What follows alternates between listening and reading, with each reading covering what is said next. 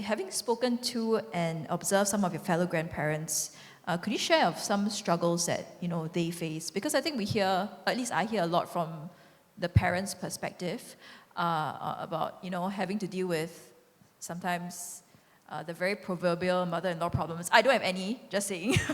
But my friends do, and having to deal with difficult family dynamics. But we would want to hear from the grandparents' side. Like, my mom tells me of these grandma WhatsApp chat groups that have all sorts of comments on their children. So I don't know if you've had any experiences with that. I'm not a grandmother yet. But I think, well, from studies, from interviews with people and all, there's mostly daughter-in-law and mother-in-law relationships actually is quite, is the one that's more problematic sometimes. So sometimes the grandmother will say that I only want to take care of my maternal grandchildren. I don't want to take care of my paternal grandchildren. So there could be this kind of segregation as well.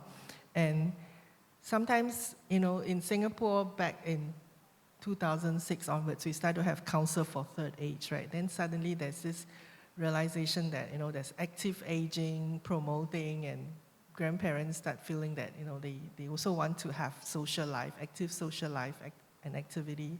So they also hesitant. That's why I talk about ambivalence, because they hesitate as to provide full-time care for their grandchildren, especially the grandchildren just born until about 2 years old before they go into childcare.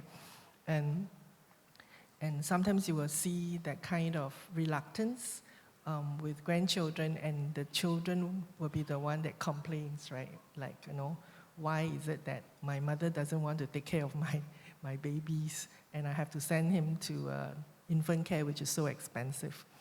So a lot of time, the strategy that grandparents do is that they will say, okay, then you employ a helper for me, so that I will be the one, I won't be so demanding for me, and I also could have some time myself, with the helper around. So that seems to be the kind of solution that grandparents think will work. But of course, then there's problem, right? Sometimes with helpers.